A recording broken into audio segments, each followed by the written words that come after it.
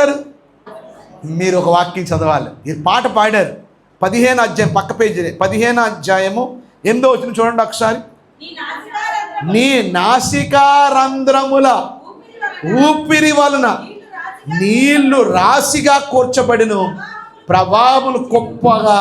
నీ నాసికారంధ్రముల ఊపిరి వలన అంటే గాలి ఎక్కడి నుంచి వచ్చిందంటారు? ఆయన నాసిక నోటి నుంచి కాదు, మన ముఖ్యాన్ని బయటకు వచ్చేద్దుగా, అది మన పరిస్థితి. కానీ ఆయన ఒక్కసారి అనగానే ఆ నాసిక రంధ్రాలు ఇక్కడ రంధ్రం ఇక్కడ రంధ్రం ఉందా, ఇక్కడి నుంచి వచ్చింది మన గాలి. ఆయన గాలికి ఏమైపోయింది? సముద్రంలో నీళ్ళు ఏమైపోయాయంట చెప్పండి? ఒక గోడ అయిపోయిందండి. ఇటొక గోడ ఇటొక గోడ.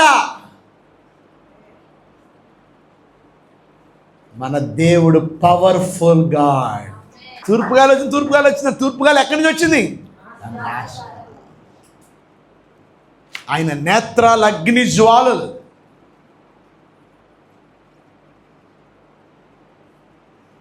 ఆయన నాసికారంధ్రంలోంచి ఆ గాలి రాగానే ఆ నాస్ట్రల్స్ నుంచి అంతా ఏమైపోయింది చెప్పండి? అప్పుడు 6 నేల మీద వాళ్ళు ఏమయ్యారు చెప్పండి? ఎలా నడిచారంట? క్యాట్ వాక్లా నడిచారా? ఇలా నడిచారా? ఎలా నడిచారు చెప్పండి? చలితో ఇలా చలితో అవన్నీ పట్టుకుని. ఎందుకంటే ఇటు ఒక ఐస్ క్యూబ్ ఉంది, ఇటు ఒక ఐస్ క్యూబ్ లాగా ఉందన్నమాట. నీకు అర్థమైందా? ఆ నీళ్ళు రాసి అలా ఉండిపోయింది. సో ఆ చలిలో నడుచుకుంటూ వెళ్ళిపోయారు. వీళ్ళు ఏం చేస్తున్నారు? వెనకున్నారు వీళ్ళందరూ. ఎందుకంటే వీళ్ళకి సపోర్ట్గా ఎవరున్నారు? దేవదూత అలాగా నిలబడ్డాడు అక్కడ. అప్పుడు ఏం జరిగింది చూడండి, కిందకి రండి. నీళ్లు విభజింపబడగా ఇశ్రాయేలు సముద్రం మధ్య 6 నేల మీద నడిచిపోయి ఆ నీళ్లు వారి కుడి ఎడమ ప్రక్కన వారి గోడవలే ఐగుప్తీయులు ఫరో గుర్రములు రథములు రౌతులను వారిని తరిమి సముద్రం మధ్యన చేరిరి. అయితే వేకువజామున యెహోవా అగ్ని మేఘమయమైన స్తంభము నుండి ఐగుప్తీయుల దండు వైపు చూచి ఐగుప్తీయుల దండును కలవరపరిచి వారి రథచక్రం ఊడిపోయినట్లుగా చేయగా వారు బహు కష్టపడి తోలుచుండ్రి. అప్పుడు ఐగుప్తులు ఇశ్రాయేలు ఎదురుటి పారిపోదము రండి, యెహోవా వారి పక్షమున మనతో యుద్ధము చేయుచున్నాడని చెప్పుకొండ్రి. గట్టిగా చెప్పట్లేదు. వీళ్ళతో మనం పెట్టుకోవడానికి వీలు లేదు. ఎందుకంటే వీరి పక్షాన ఎవరున్నారు? దేవుడే ఉండి యుద్ధం. వీరి జోలికి మనము వెళ్ళకూడదు. దేవుడి బిడ్డలతో మనం పెట్టుకుంటే దేవుని బిడ్డల పక్షాన వ్యాజ్యం ఆడేది మన దేవుడు. ఎవరిని పంపాడు? దేవదూతను పంపి వారికి ఇశ్రాయేలీయులకి ఐగుప్తీయులకి మధ్యన నిలబడ్డాడు. ఆమేన్. సో నడిపించేవాడు మన దూత. చెప్పండి, మనల్ని నడిపించేవాడు, మనకి గైడెన్స్ ఇచ్చేవాడు ఎవరు చెప్పండి? దేవుని దూత. 2వ సమూయేలు గ్రంథము 24వ అధ్యాయం. 2వ సమూయేలు గ్రంథం 24వ అధ్యాయము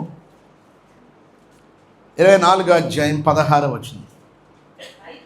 అయితే దూత వింటున్నారు మళ్ళీ? అయితే దూత యెరూషలేము పైని హస్తము చాపి నాశనము చేయబోయినప్పుడు యెహోవా ఆ కీడుని గురించి సంతాపం ఉంది, అంతే చాలును, నీ చెయ్యి తీయమని జనులను నాశనము చెయ్యు దూతకు ఆజ్ఞయించాను. ఈ దూత ఏ దూత?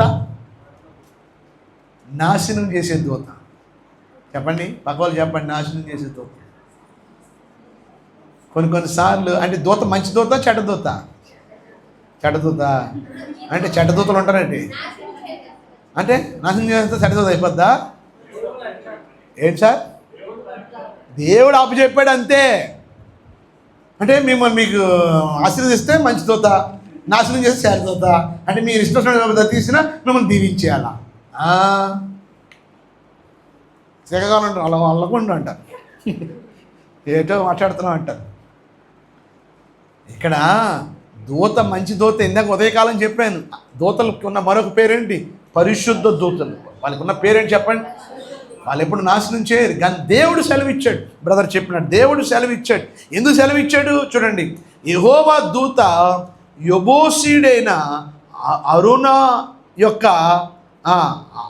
అరోనా యొక్క కళ్ళెము దగ్గర ఉండగా దావీదు జనులను నాశనము చేసిన దూతను కనుగొని, ఏ దూతను కనుక్కున్నాడట?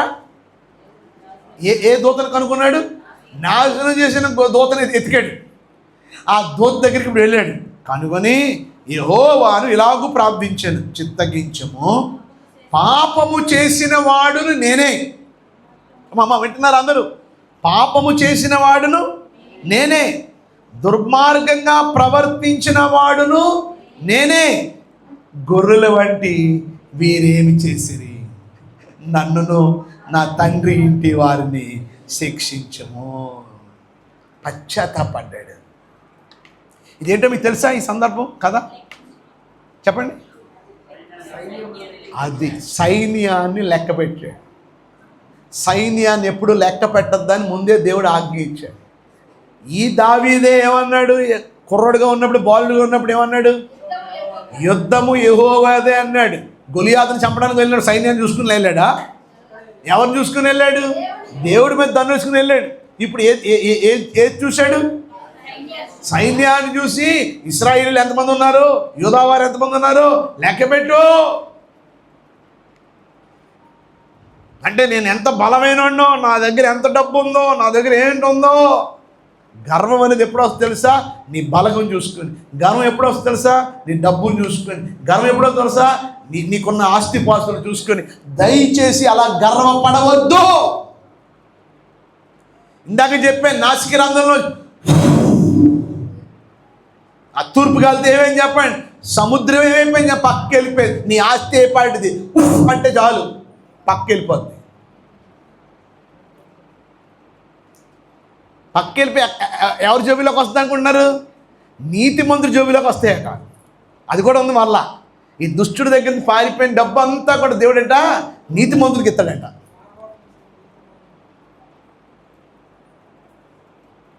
అందుకే దయచేసి నీ దగ్గర నీకు ఆకలేస్తుంది అనుకోండి, కోప్పడగలవా? నీకు ఆకలేస్తుంది అనుకోండి, శక్తి ఉంటుందా యుద్ధం చేయడానికి? నీ దగ్గర రూపాయి లేదనుకో, ఎలా ఉంటావు? అణిగి మణిగి ఉంటావు. నీకు గర్వం రాదు, నీకు రాదు.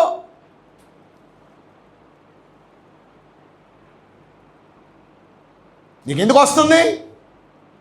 నీ బట్టలు చూసుకొని, నీ కద్ద సొక్క చూసుకొని,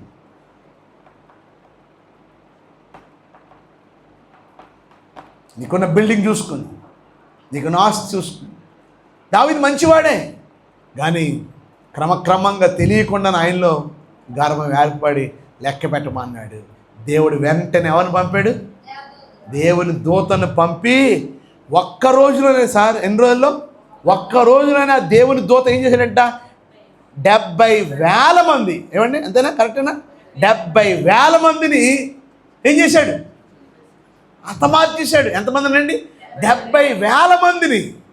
అయ్య బాబోయ్, దేవుడికి అంత కోపమా? అందుకే చెప్పాను, మన దేవుడు రోషము గల దేవుడు. అప్పుడు వెంటనే ఆ దూతను కనుగొని, అయ్యా నన్ను క్షమించండి, దుర్మార్గంగా ప్రవర్తించిన వాడిని నేను, పాపము చేసిన వాడిని నేను, గర్వించిన వాడిని నేను, లెక్క పెట్టమని చెప్పిన వాడిని నేను. అయ్యా అమాయకుల్ని ఎందుకు అయ్యా చంపావు అని మరలా దేవుడి దగ్గర పశ్చాత్తాపడితే ఆ రెండో రోజు రాకుండా దేవుడు ఏం చేసి చెప్పండి? ఆపాడు. దేవుడు చిన్నప్పుడు ఏం చేయాలి అనుకుంటాం, అది 1వ సంవత్సరం 2వ సంవత్సరంలో మంచం మీద నుంచి కింద దెవేలను పడింది. అడగానే ఇక్కడ బొబ్బు కట్టేసింది. ఇమ్మీడియట్గా పెద్ద హాస్పిటల్ తీసుకెళ్ళాం. భయంతోనే తీసుకెళ్తే ఆ డాక్టర్ అంటాడు, మొత్తం టార్చ్ లైట్ వేసి అన్నీ వేసి మీరు ఎంఆర్ఐ స్కానింగ్ తీయాలండి. రెండోది ఏంటంటే రక్తం వచ్చిందా? రక్తం రాలేదన్న. అంటే అది మంచి వార్త చెప్తానండి. రక్తం రాకపోవడమే పెద్ద పొరపాటు అయిపోయింది. రక్తం వచ్చి ఉంటే బయటికి ఈ దెబ్బ బయట తగిలినట్టుగా అర్థం. రక్తం రాలేదంటే లోపల గడ్డ కట్టి ఉంటుంది. అందువల్ల 24 గంటలు గడిస్తేనే కానీ ఏమీ చెప్పలేము. 24 గంటల్లో మీరు నిద్రపోకుండా మెలకుగా ఉండి కనిపెడుతూ ఉండండి. మధ్యలో వాంతులు కానీ విరోచనాలు కానీ ఏదైనా తేడా చేస్తే మాత్రం అప్పుడు మీరు వెంటనే పరిగెత్తుకుని మళ్ళీ వచ్చేయండి, అప్పుడు వేరే చేయాలి అని చెప్తున్నప్పుడు ఆ చిన్నపిల్ల ఆమెం పొరపాటు చేసింది, ఆమెకేం తెలుసు. అప్పుడు నేను మోకరించి పబ్బ ఏదైనా పొరపాటు చేసి ఉంటే, ప్రభు నీకు ఇష్టం లేని పని ఏమైనా నేను చేస్తుంటే, నేను బాధ పెట్టే పని నాకు తెలియకుండా ఏదైనా నన్ను క్షమించి ప్రభు, నన్ను క్షమించి ప్రభు, నా వల్ల బెడబడిపోయింది నాయన అని ఆమె బట్టి ఎవరు పశ్చాత్తాపడ్డాను? ఒక తండ్రిగా నేను పశ్చాత్తాపడ్డాను. దేవుడు నా ప్రార్థన దేవుడు విన్నాడు. దేవుడు అద్భుత కార్యం దేవుడు జరిగించాడు. ఉదయం వరకు నార్మల్గా ఉంది, నెక్స్ట్ రోజు మళ్ళీ తీసుకెళ్తే ఏం పర్లేదు, అవుట్ ఆఫ్ డేంజర్ అన్న. కొన్నిసార్లు తల్లిదండ్రుల యొక్క దోషము అది మీ బిడ్డల మీదకి వస్తుంది. సో ఈరోజు దావీదు చేసిన దానికి దావీదుని దేవుడు శిక్షించలేదు, దావీదు ప్రజలను శిక్షించడం మొదలుపెట్టాడు. కానీ దావీదు మనకేం జరగలేదులే కదా అని ఊరకలే, అదేదో శిక్ష ఏదో నా మీదకి రావాలని అడిగాడు. అప్పుడు దేవుడు అన్నాడు, అతని పశ్చాత్తాపాన్ని చూసి దేవుడు ఆ శిక్ష రాకుండా తప్పించాడు. సో ఈరోజు మన జీవితాల్లో మనం సరి చేసుకోవడం చాలా అవసరం. లేకపోతే ఏ దేవదూత అయితే మనలను తప్పిస్తున్నాడో కాపాడుతున్నాడో ఆ దేవదూతకే మరలా దేవుడు చెప్పచ్చు మనల్ని శిక్షించడానికి. ప్రకటన గ్రంథం 7వ అధ్యాయం 11, 12 చదవండి ఒకసారి. ప్రకటన గ్రంథం 7వ అధ్యాయము అందరూ తీరండి. ప్రకటన గ్రంథం 7వ అధ్యాయం 11, 12 చదవండి. దేవదూతలందరూ సింహాసనము చుట్టూను, దేవదూతలు కొందరా అందరూ? దేవదూతలందరూ సింహాసనము చుట్టూను, పెద్దల చుట్టూను, ఆ 4 జీవుల చుట్టూను నిలవబడి ఉండిరి. వారు సింహాసనం ఎదుట ఎవరు? దేవదూతలు ఏం చేశారంట? సాష్టాంగ పడ్డం అంటే బోర్ల పడిపోయి ఆమేన్ ఆమేన్, యుగ యుగముల వరకు మా దేవునికి స్తోత్రమును, మహిమయు, జ్ఞానమును, కృతజ్ఞతాస్తుతియు, ఘనతయు, శక్తియు, బలమును కలుగును గాక అని చెప్పుచు దేవునికి నమస్కారము చేసిరి. ఆమేన్. ఇప్పుడు చెప్పండి, దేవదూతల పని ఏంటి? Pricing God. దేవుణ్ణి ఏం చేయడం చెప్పండి? ఆరాధించడం, దేవుణ్ణి మహిమపరచడం. కొందరా అందరా? ఈరోజు ఆరాధనకు వచ్చారు, అందరూ దేవుణ్ణి స్తుతించారా? కొంతమంది ఆరాధిస్తున్నారు, ఎలా పాడుతున్నారో చూస్తున్నారు, వాళ్ళు మార్కులు వేస్తున్నారు, ఆ కీబోర్డ్ ఎలా వాయించాడో చూస్తున్నారు, ఈ డప్పు ఈయన ఎలా కొట్టాడో చూస్తున్నారు, ఈ కాంగో ఎలా కొట్టాడో చూస్తున్నారు. మనం మార్కులు వేయడానికి రాలే. మనం ఏం చేయాలి చెప్పండి? మనం కలిసి ఏం చేయాలా? దేవుణ్ణి మైమరిచిపోయి మనం దేవుణ్ణి ఏం చేయాలి చెప్పండి? ఆరాధించాలి, దేవుణ్ణి స్తుతించాలి, దేవుణ్ణి ఘనపరచాలి, దేవుణ్ణి మహిమపరచాలి. అంతేగాని దేవుణ్ణి స్తుతించుడి పక్కన వర్షం వస్తుందా? హల్లెలూయా. నీకు వర్షం వస్తే నీకేంటి చెప్పండి? కొంతమంది మైండ్ ఇక్కడే ఉంటుంది కానీ బాడీ మాత్రం body present, mind absent. Body ఇక్కడే ఉంటుంది, మైండ్ మాత్రం ఎక్కడో తిరుగుతూ ఉంటుంది. అలా ఉండకండి. నీకు అర్థమైంది? ఆత్మతో సత్యముతో మనం ఏం చేయాలి చెప్పండి? దేవుణ్ణి ఆరాధించాలి. అంతేగాని కలుపు కాలం కట్టగా వేసానా లేదా, తాళం పడిందా, గొల్లం పడిందా లేదో, ఇంట్లో కోడికూర ఉంది, కుక్కొచ్చేద్దాం, మూత సరిగా పెట్టానో లేదో, ఇవన్నీ ఎక్కడ? ఇక్కడ కూర్చునే. ఈరోజు దేవుణ్ణి మనస్ఫూర్తిగా దేవుణ్ణి ఏం చేయాలి చెప్పండి?